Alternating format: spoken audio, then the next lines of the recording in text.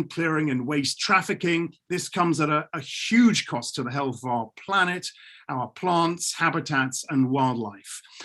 Given the illicit financial flows, no country is immune, and most lack the knowledge or indeed the will to tackle the problem. Indeed, most also acknowledge that penalties for environmental offences are far from adequate, in some cases equivalent to only a few hundred US, making environmental crime, of course, a low risk, high reward illegal activity. So today we ask, what do governments, banks and businesses need to do to put a stop to this? How to increase awareness, how to increase an understanding of one's risk exposure, how to detect and trace illicit flows, how to secure senior buy-in, and crucially, that familiar refrain, perhaps all too familiar refrain, how to nurture a multilateral approach, a coordinated, collaborative effort.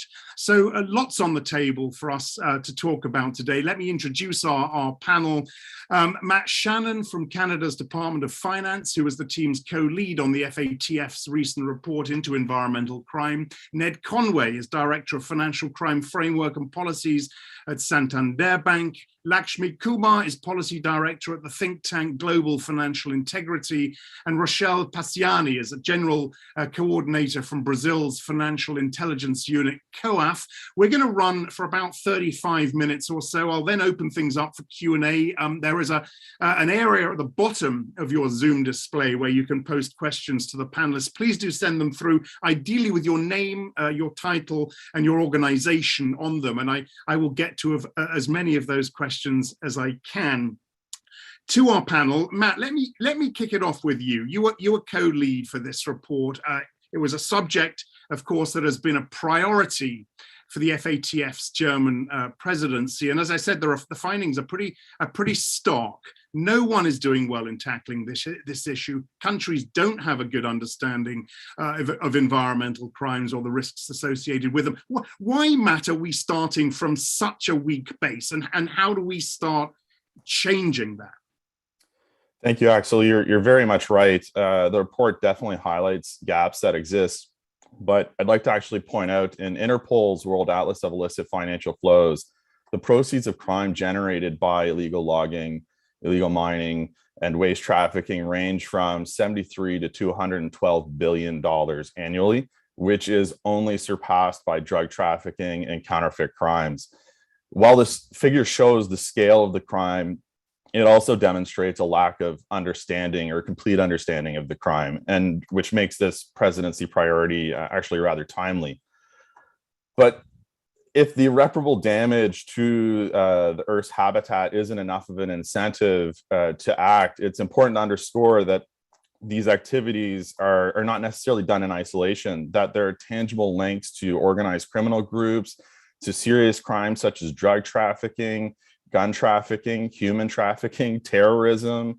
So it's not an individualistic crime. It's actually linked to other priorities that countries have identified, both through the FATF, but also through their own work. Environmental crime can be facilitated by a complex web of corporate structures and front companies located globally, and it's enabled by trade fraud and corruption. And the report underscores a need for more thorough assessments of risk and a need for that risk to be communicated and understood not only by national authorities, but as well as the financial sector. And this can be really achieved through greater collaboration amongst national authorities, including non-traditional AML partners like natural resource and environmental enforcement authorities, and engagement with the private sector as well as civil society partners. But I'd like to, to kind of wrap that up in a tight bow. It's all directly linked to the effective implementation of the FATF standards. Yeah. And look, we're going to come to the private sector in just a sec with Ned, but let me just throw a quick follow-up there. And this is something we'll come to at the end as well. How confident are you? I mean, we talk about a lack of understanding and a lack of will on behalf of governments and indeed the private sector to tackle this. How optimistic are you we can change that and we can really work on that will? Well, I think the first measure by the German presidency to bring this to the forefront and build on previous work will help give greater attention. The G7 and the G20 in their public statements are actually drawing environmental crimes into their work.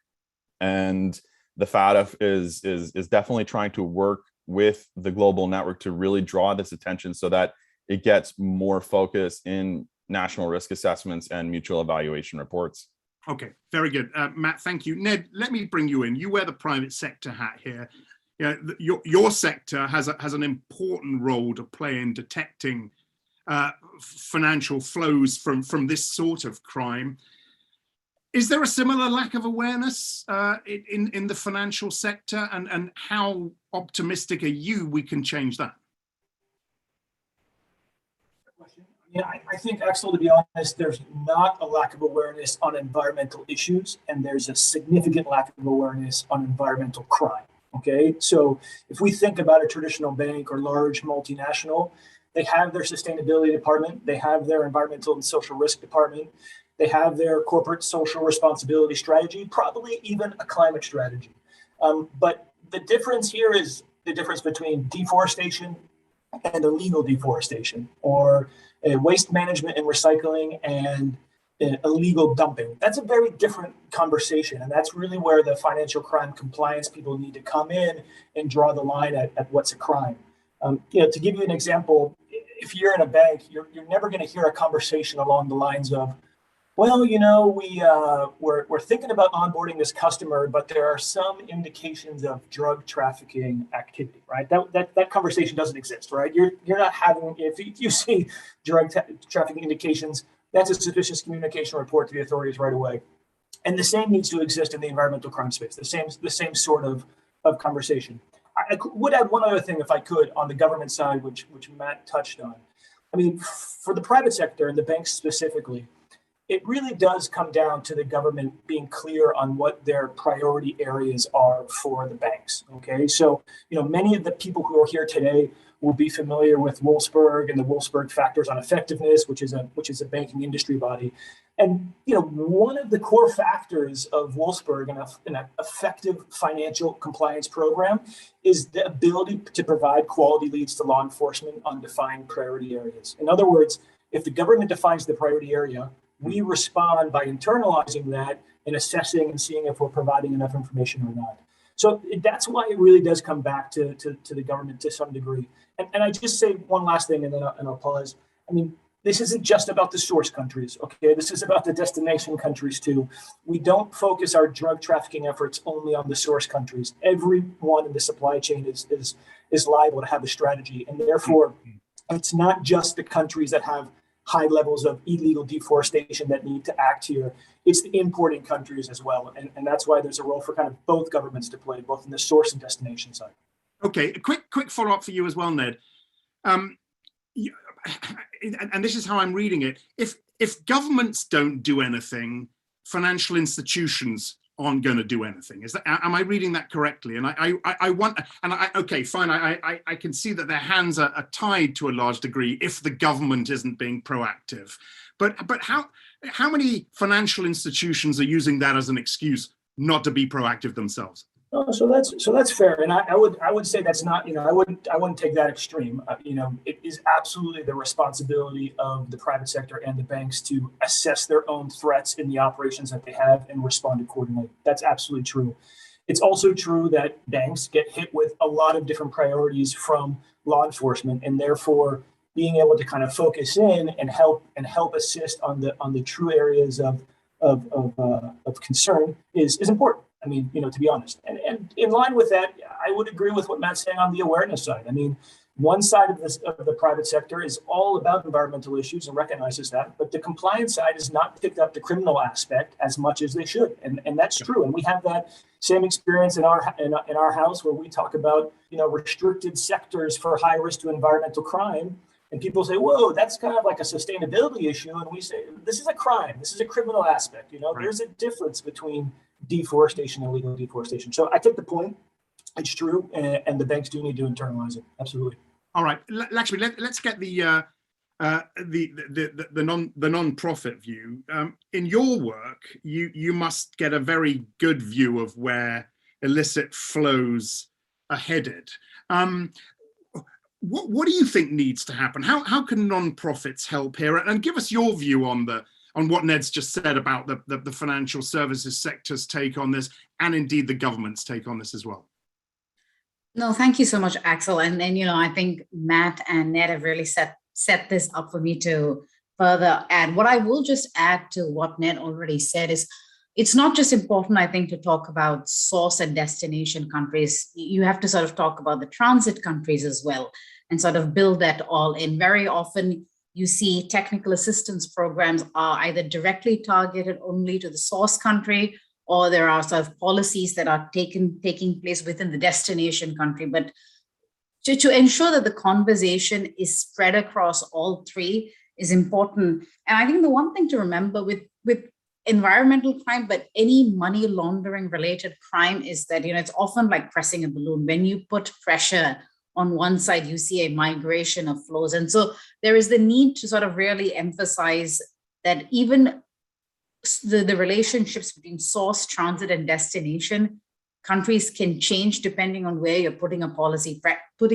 pressure. We've often seen this happen with increased scrutiny over illicit gold flows. You've seen refineries crop up in regions where previously there were none, to get around that. And so that's important to keep in mind, that really understanding source, transit, and destination countries for all three, and governments being able to talk to each other about that is critical. On the private sector side, I echo everything Ned and Matt said, but what I would add is often what we find is that with environmental crimes, there's a degree of technical expertise that is sometimes required that governments and the financial sector may not possess. For example, you're seeing the movement of sort of illegal timber, and you see it go from one country.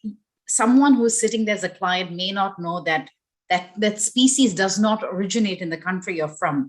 Or gold, there is no gold supply, no sources of gold. And I've often used this as an example. Like if you see 10,000 pounds of pork being shipped to a Middle Eastern country, that automatically raises a red flag, because that it seems unlikely. But with a lot of these other cases, we don't know. And we saw an example, especially with gold, where someone was turning gold and turning it into artisanal jewelry within 48 hours. For someone who is not an expert, turning gold into artisanal jewelry takes 2 weeks. Right. And if you don't know what those timelines look like, you're never going to raise that level. So it's a combination of knowing about the industry, the sector, knowing about sort of the politics of the region, sometimes knowing that one country situated next to another high-risk country is important. And the last thing that I will add, the last two things that I want to add is about the sheer lack of data. For us as a nonprofit, what we are often doing is buying data, sector-specific data, and this can range anywhere between the 50 to 20,000 US dollars.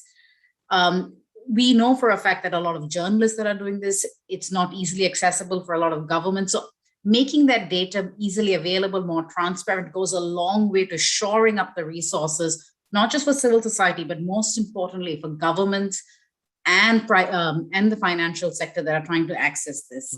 I promise the one last thing, which I think you said at the beginning about low risk, high reward, which is absolutely true. A lot of countries that we work with have experienced fining or putting customs penalties under the Customs Act. To translate that into a money laundering crime, and the steps to establish money laundering becomes inordinately high. And so the easier option, where you can level a penalty under a customs violation, becomes easier. But I will stop with that. All right, no, very good, Lakshmi. And look, we'll come back to a number of these issues. Some very interesting questions coming through already, by the way. Do make sure you keep those coming in, and I'll put them to our panel. I want to explore now the theme that the sort of crime we're discussing today isn't actually that different from other crimes, but given the scarcity of cases, our understanding of it is perhaps reduced. And Rochelle, at the Brazil FIU, you work with other agencies, law enforcement, environmental crime authorities. Give us a sense, first, of what sorts of crimes are taking place in Brazil and across the region as a whole. And second, what's collaboration really like between these agencies? And we'll come on to bigger collaboration, international collaboration, in a moment. Okay, so from an FIU's perspective, we see pretty much the same techniques to use to launder other predicate offenses. They are used to launder environmental crime offenses. I will highlight two that they are continuously mentioned in the report. The first one is the use of front companies and front persons to put in layers to distantiate the origin from the proceeds. And also the trade-based money laundering techniques or trade fraud. So I'll give you some short examples. In Brazil, for example, we saw from illegal mining of gold, we saw a company that was a mining company. It created a lot of front companies in the name of their employees, and they directed the money flow from the exporter to those areas, and then they would withdraw cash and buy the gold in cash from the illegal miners. And then it would be integrated and commingled with other legal sourced gold and then exported. We also saw from the trade-based money laundering side, we saw also the use of professional money laundering network. They would use and mix the same techniques for different crimes. So for example, we had a mining company that bought illicit mined emeralds from an area in Brazil. And then to pay the miners, they used the money received or from people that were importing hair and wigs from Asian countries. So they would use part of that money that was in Brazil to compensate and pay for the illegal miners. And at the same time, the exports of these emeralds were paid abroad in the same by the same network, using other accounts and in offshore countries. So that's the kind of techniques we see. Sorry, go ahead. I didn't want to interrupt. I mean, incredibly creative schemes here. Yeah, they integrate schemes from different crimes. In that particular, the wigs and the hair were under invoiced, so they had to pay part of it abroad because it was under declared in Brazil.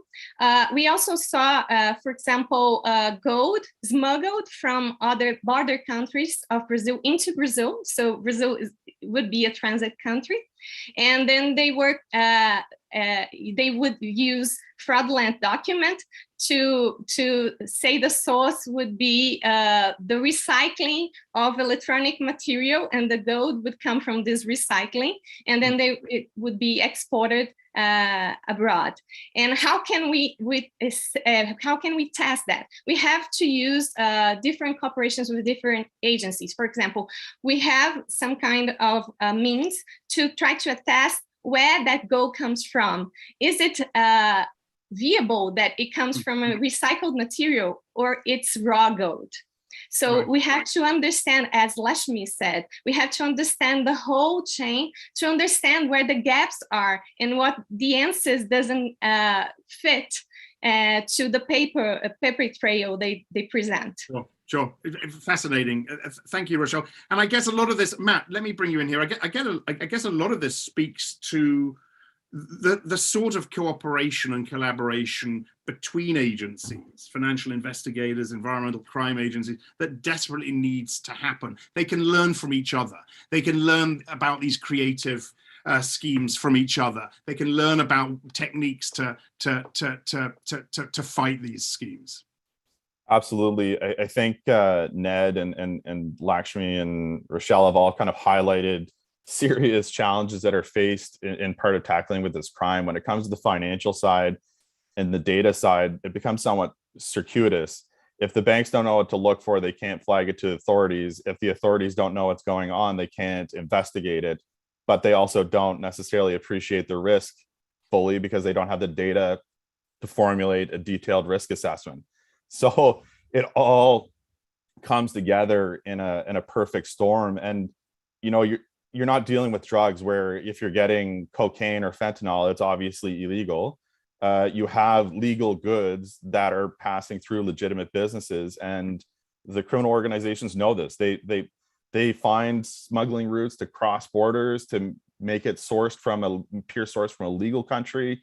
They bring it together, melt it together, and so when it gets downstream through a transit country or to a purchaser, they have a difficult time in discerning whether what they're buying is a legitimate product, which is where some of the trade elements come into play, knowing, should this much gold be coming from this area? Is this trade document legitimate? And the one challenge when you have dealing with trade legitimate documents is you have corruption, such as you can buy what is a legitimate document for an illegitimate purpose. So I think that's probably the best way to summarize it. And I think it's kind of the short snippet, if you will. All right. And Ned, I want to bring you in on this as well. And I'm going to actually, I said I was going to come to questions at the end, but there is one I want to put to you, because we talked a little bit about some of the creative methods used by criminals to launder proceeds from environmental crime. I'd quite like to talk about some of the tools that could be used to fight it. There's a question comes through asking, from another financial services institution, from HSBC, asking if you have any intelligence to help them proactively identify the environmental crime criminals. Names of country or exposure, names of country of exposure would help, says this question. Yeah, sure, and it's a good question. So a couple of thoughts here. One is that they're actually in trying to break that circuitous route that Matt mentioned. I mean, there is some stuff that's actually relatively easy to do, okay? Number one on the list is adverse media. The reality is that the NGO sector here is way in front in their investigative reporting on bad actors in the environmental crime space. And so if you're a bank and you have, everyone has their adverse media approach. If you're a big bank, you've got a vendor who's giving you content that you're screening against customers. If you're a smaller bank, you have your kind of keyword searches. You need to be including environmental crime keywords into that search. And if you're working with a vendor, you need to have that conversation with the vendor to make sure you're touching on those data sources. I would also just say, for any vendors there in the audience, please continue to, embrace the reporting that comes out of the investigative NGOs and put it in that structured format that the banks can kind of ingest very easily. It's incredibly helpful for us. That's number one. I would say, getting into more complex things, there's two things here that are important. It's true, getting to the HSBC question, that we kind of instinctually, as financial crime investigators, we jump to like intel sharing, okay? And there's a lot to be said for intel sharing, and I can talk about some of that in a moment. But honestly, I think the more important thing here is structural change, okay? Getting to breaking this circuit of a lack of awareness and that kind of stuff. You need to put in the structural changes within your bank so that your first line, your business, is taking a harder, closer look at companies that are potentially exposed to these sorts of activities. And what I mean by that very mechanically is you need to identify those sectors that are highly exposed to environmental crime risk, and you need to be asking the business those questions. I mean, that's what will eventually help you, find out some of those bad actors and start kind of digging into their activity, finding out what their operational pattern looks like, and feeding that off to the FIUs or whomever. On the intelligence sharing side specifically, here's what I would say. I would say, Matt mentioned it briefly at the beginning, but it's an important point to reinforce. Environmental investigators within the governments and the environmental agencies have amazing information, okay? Environmental prosecutors have amazing information, but there is, in my experience, at times a disconnect between those environmental investigators and the financial intelligence units in the country in which they operate. In fact, the environmental investigators often don't even realize what the financial intelligence unit does or what their capacities are. And we often get questions, to be totally transparent from an environmental investigator saying, oh, I really wish I knew, where that individual had his accounts, or where, who were the signatories on that account in countries where we know that the government already has an account registry database. So that information already exists in a different side of the house. So that's kind of the key, I think, on the Okay, good. Thank you, Ned. And look, there are plenty more questions focused on your sector, and I will come to those. But I wanted to come back to Lakshmi, because you talked about the lack of data, and there is another question come through that talks about data, and it asks, do we need a database like dual-use goods to identify commodities that could be subject to illegal trafficking that banks could use to detect red flags? Would something like that help, Lakshmi? Does something like that exist? No, that's a fantastic question. And what I would answer, and I think this is a great example, is that I have, money can be laundered through anything. If you can dream of it, you can launder money through it.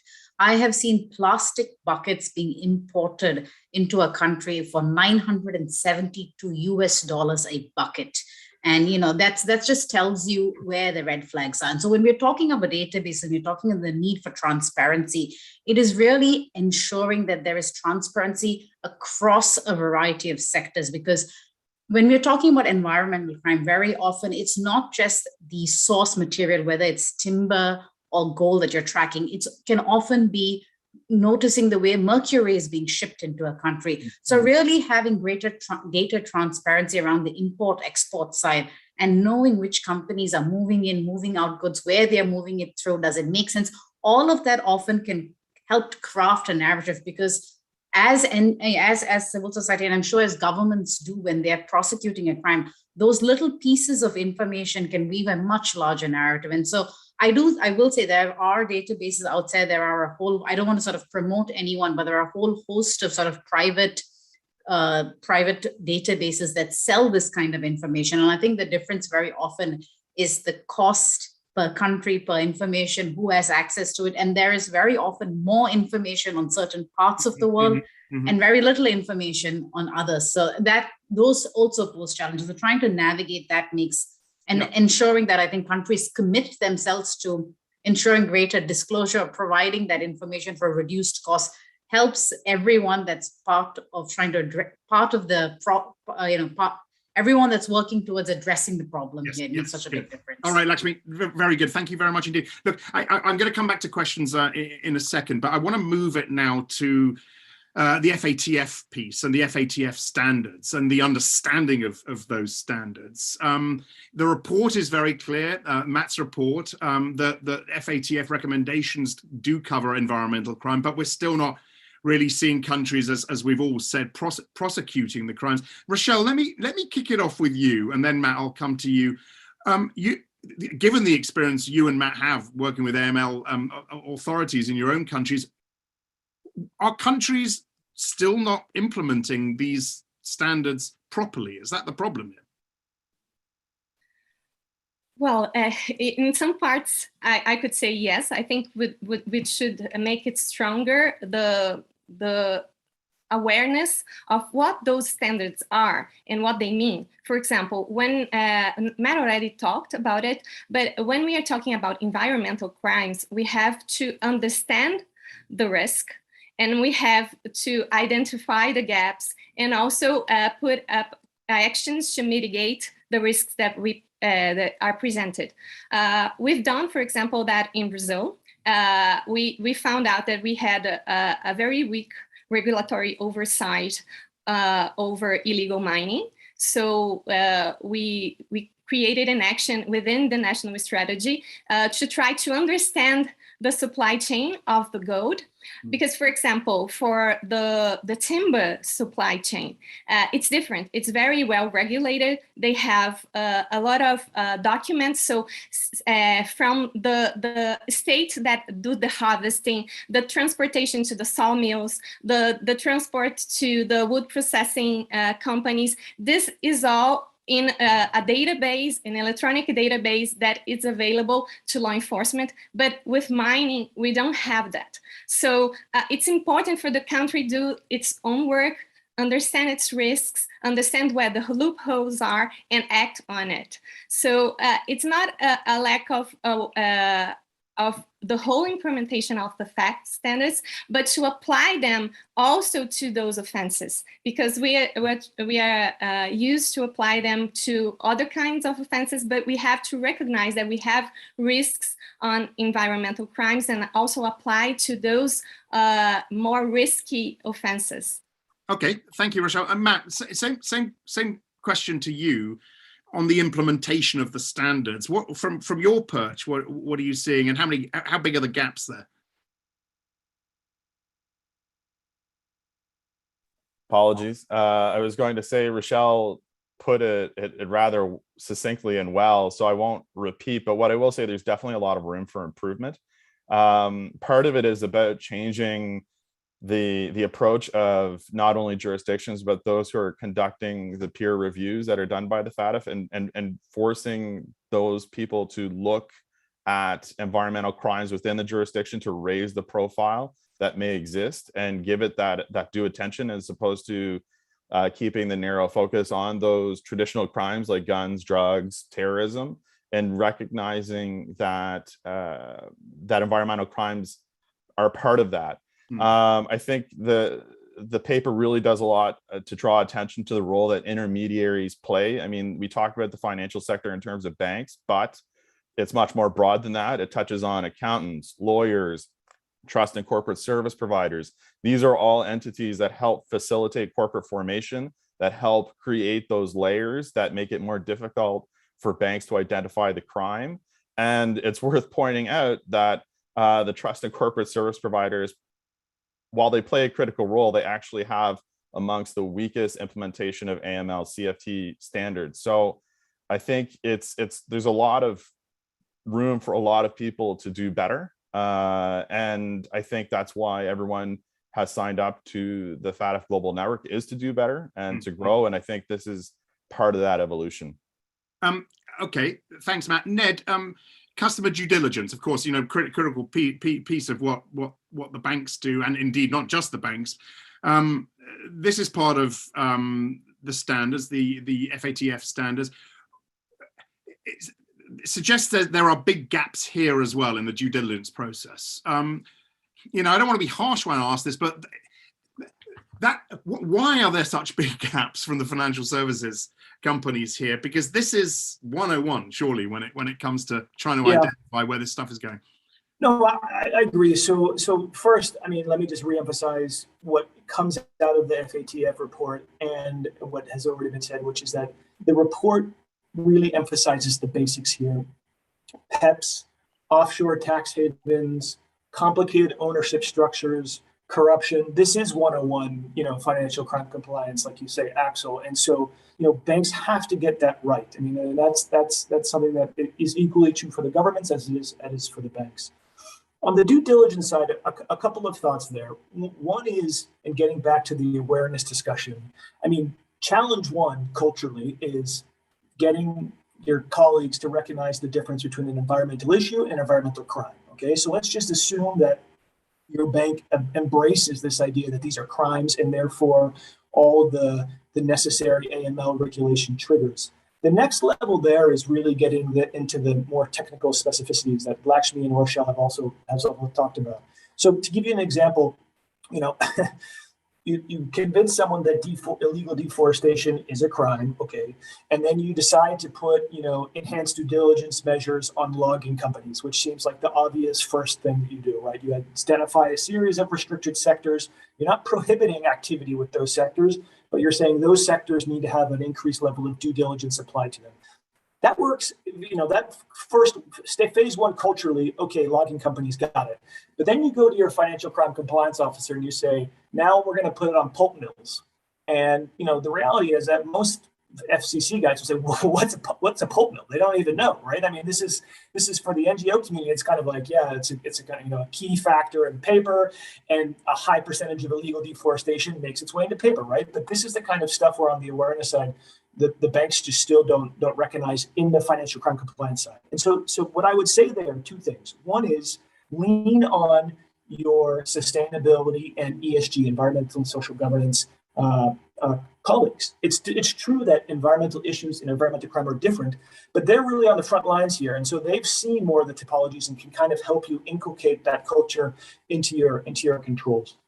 In our case, for example, our ESG team does amazing work with satellite imagery that we don't do at all in financial crime. So they're looking at project finance of significant operations that have some sort of potential exposure to deforestation, and they're bringing in satellite imagery from these third parties that Lakshmi is talking about. That's a kind of an example there. One last thing I'd say though, Axel, is that there is, if we take a step back, a huge opportunity for all of us on the table. I think Lakshmi has kind of referenced it implicitly, but there's a lot of regulation, draft regulation, on the table right now in a lot of the destination countries, and focused on environmental issues and environmental regulation. And part of that regulation includes some sort of reporting obligation. That's not just for the banks, but that's for pretty much any company that has some sort of impact on climate change. That's an opportunity for us in FCC and financial crime compliance because we have lived the pain of mismatched regulation and trying to make that fit within the bank. And so here's an opportunity where financial crime can sit down with our NGO partners or sustainability partners, right, our ministries of government, and agree on reporting requirements that can easily be digested by your bank and help us go forward in kind of identifying the risk and what's outside of that. Yeah. Super. Okay. Look, one final piece here, and then again, we'll come back to some really good questions coming through. And I also want to get back to this idea of, making environmental crime a stronger, more integral part of the whole ESG agenda. But Lakshmi, the unintended consequences of a misapplication of the FATF standards is the basis for this question. Rural areas, for example, where environmental crime is taking place, at risk from being completely excluded from the financial sector. How do we avoid that sort of unintended consequence happening, Lakshmi? No, thank you. That is a fantastic question because it allows me to tie together everything that Ned, Rochelle, and Matt have already said.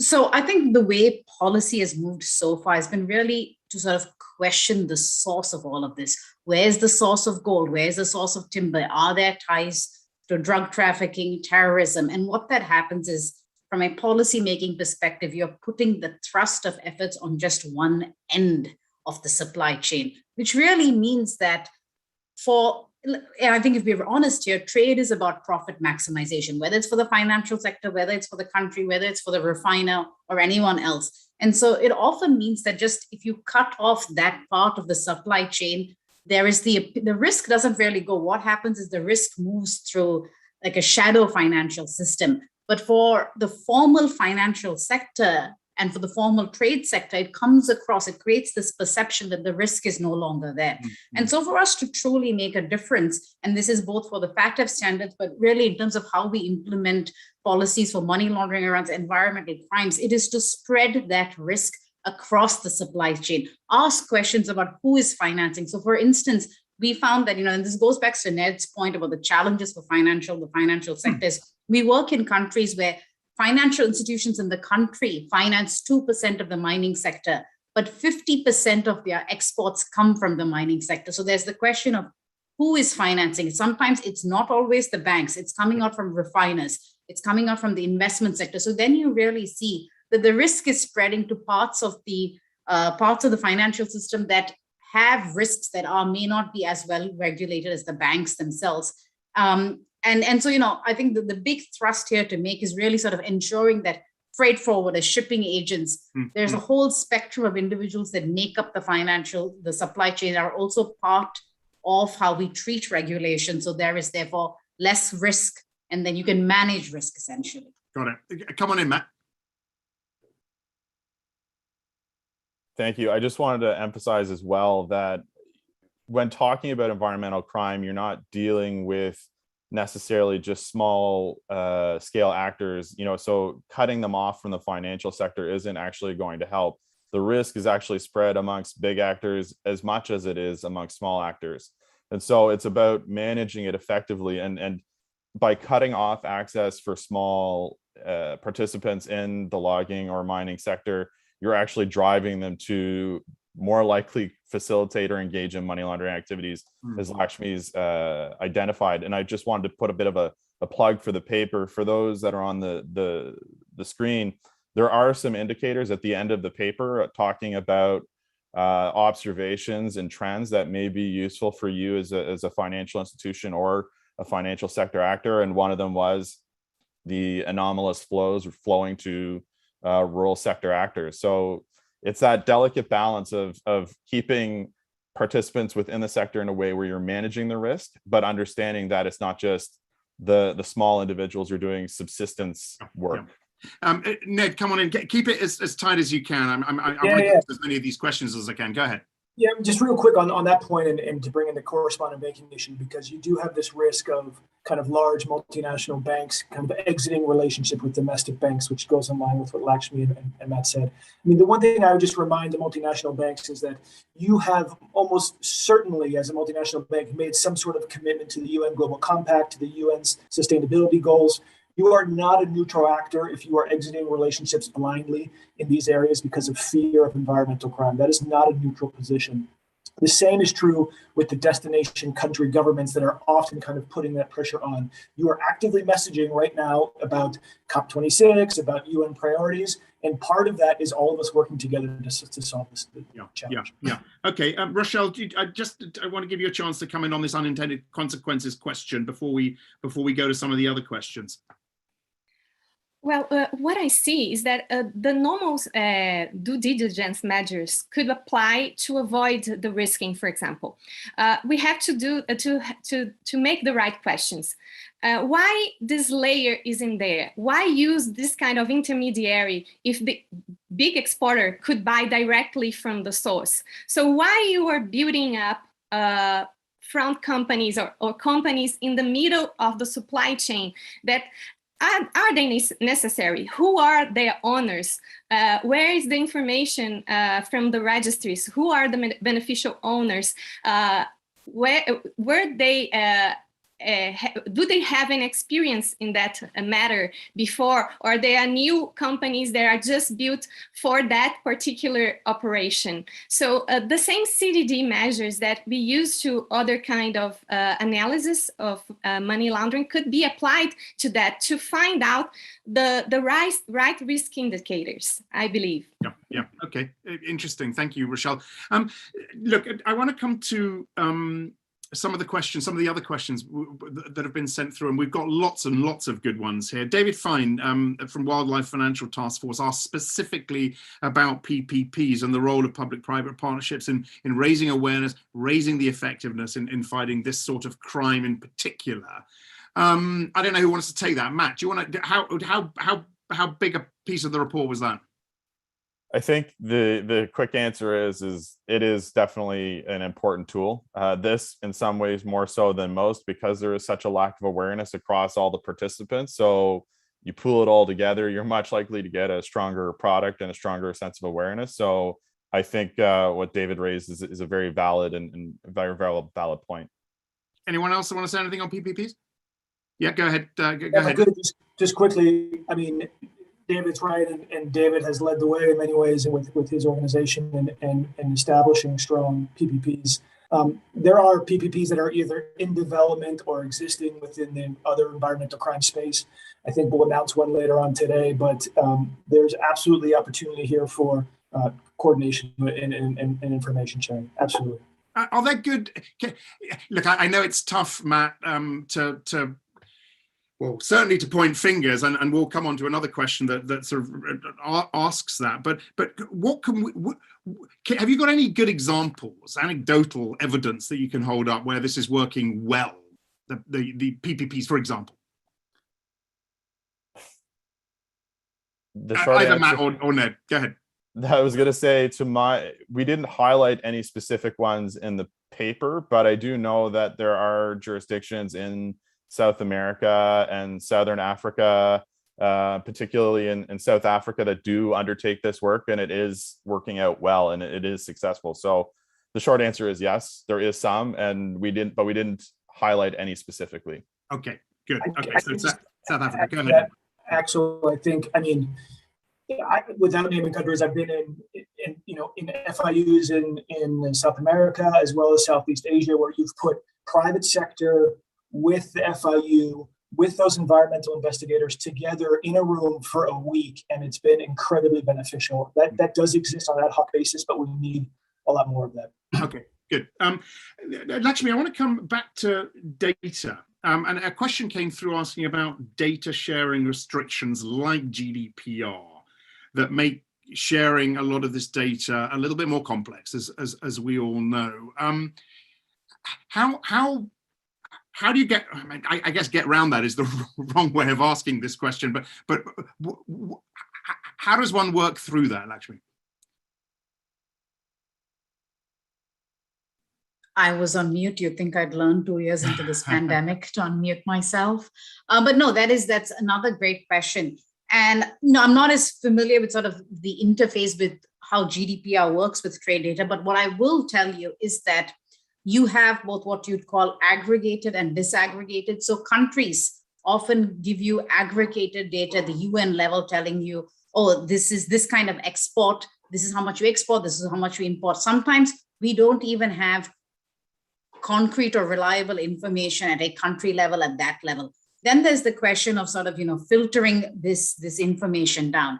And I think what is important to say is that a lot of the way that this data is organized and arranged is done in such a way, even in countries, because we often interface with countries that work out of the EU and we're able to get data. So we do get a lot of information from the EU, from Latin America. So there are parts of the world where, oddly, where GDPR restrictions are not as applicable, where we see this black hole of information. So that tells you, because a lot of the way the information is organized does not violate, it doesn't disclose sensitive information, and really just talks about volume, value, quantity, where it's being shipped, how it's being shipped. And all it takes you then is to Google 2 seconds and you will realize that sometimes it's moving out of friend zone. Sometimes it's moving in a hotspot conflict region where there is no mineral resources, no timber resources. And I think, we haven't touched on waste trafficking really, but data like that is really useful to tell you where the flows are, who is behind these companies, who the companies are, because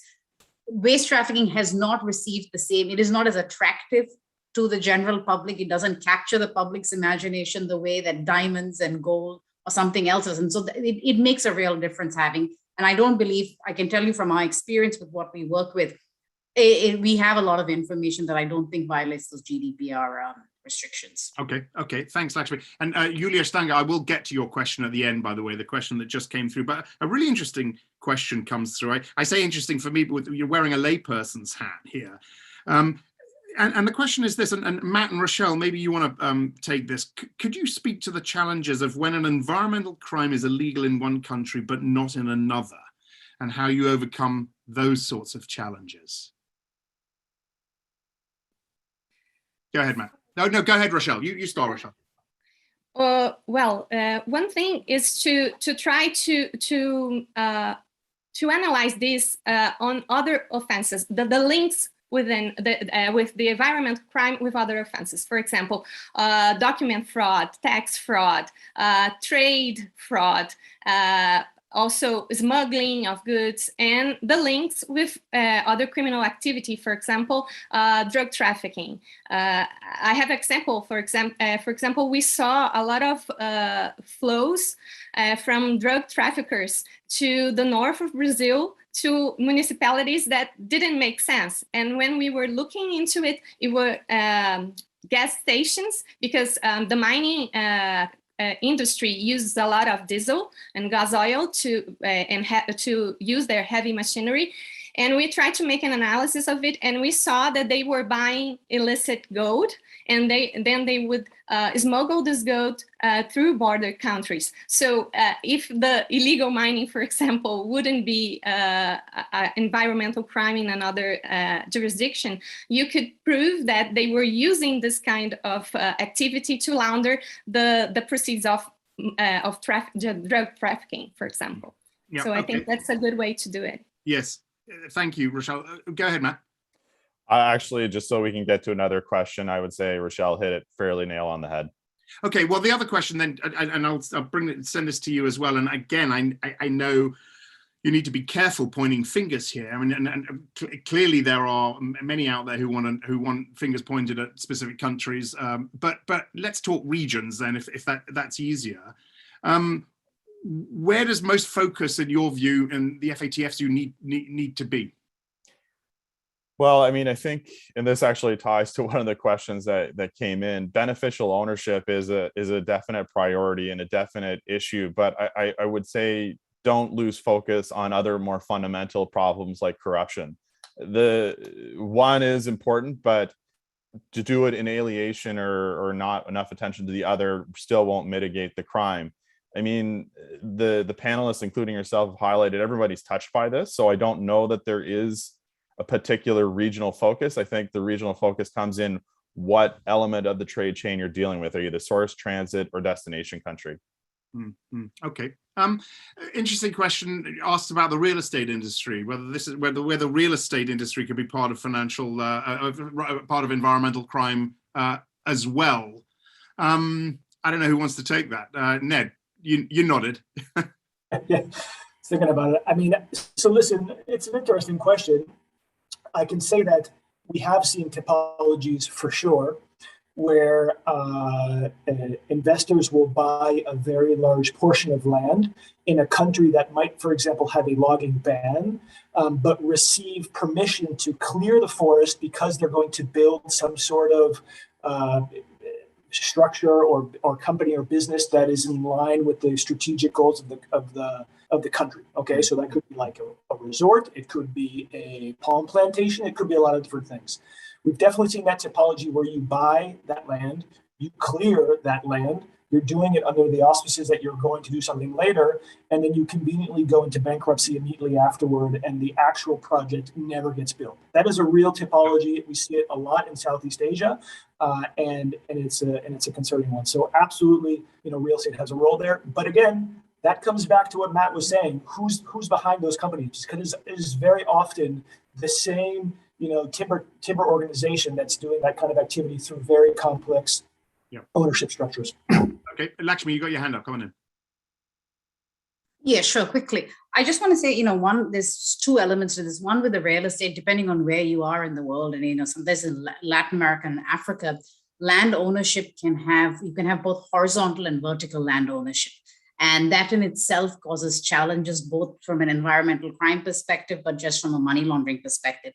There is the other part of it, which is where you see the end source of all of this being laundered. And very often it's laundered into the financial centers of the world, the US and Europe. So you can see timber profits, gold profits, especially when they're tied to politically exposed persons, we see a greater likelihood of those profits through sort of fraudulent contracts, embezzlement payments, ultimately making its way into real estate, because real estate continues to be a vulnerable area and a high risk area for money laundering because it is not as regulated. And there are a plethora of examples there. I'm happy to provide more for folks that are interested. Okay, great. Thank you very much indeed, Lakshmi. Look, I've got a wary eye on the time. I'm going to ask a couple more and plenty coming through, which is always testament to just how fascinating our speakers are.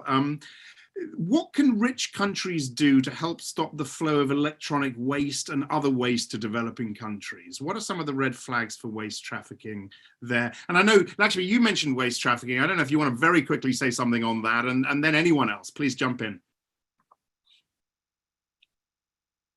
No, I think the first thing I will say is making sure there's increased attention for it. Now, I think the reason why there's been so much attention on timber and gold especially, one is a part of its attractiveness. Two, there have been clear associations with conflict and national security interests, which makes it rise to the top. Waste trafficking, I'm trying to find another word, is sometimes just as not as attractive, and understanding that there are actually, and the Financial Action Task Force report does a great job of highlighting the billions that actually move through waste trafficking, and showing that there are also those same connections that have helped highlight that have captured the imagination around gold or timber is just as important, and to show those revenue flows is critical. And therefore, I think very often it's for the next president or the current presidency to place an emphasis on this. You see quickly a trickle-down effect to other countries. And I think that is a great way to highlight, especially the issues around waste trafficking. Okay. anyone else quickly? Yeah, Rochelle, come on in. Yes, I think the source country could look into the regulations of the destination country. For example, Brazil prohibits completely the imports of tires.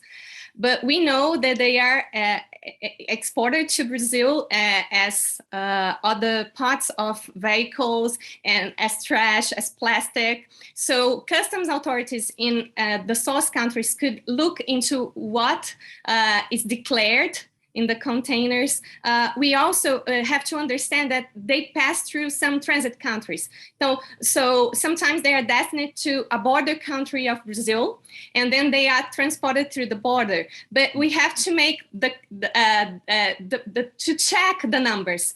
Does the number of tires that are imported into that border countries relates to the numbers of tires that are used in that country, because sometimes there are small countries and they are importing tons of tires. So it doesn't make sense that the tires will stay in that country. They probably will be moved to another country. So that kind of risk indicators could be useful. Okay, and hopefully that, Brianna who sends a question, and hopefully that answered your question. And indeed, we're talking about electronic waste before that as well. Look, I want to finish up with a question to each of you, and it's a question that came from one of the audience, and that is, what your number one priority is here, really, in moving this debate forward, in getting concrete actions on the table and acted upon. And another question talks about how civil society and the private sector can work together. And how should they work together? How can we reinforce that contact there? Rochelle, let me start with you. Tell us what your number one priority is here. I believe is to build risk indicators to the private sector so we can better detect. Because what we're seeing is a lack of cases, and then we have a lack of analysis, and we have a lack of feedback to the private sector, so they cannot detect anything. So what we're trying to do, the number one priority would be to be able to specific risk indicators and raise awareness and understand those cases. And so we can detect more cases and make it fruitful investigations.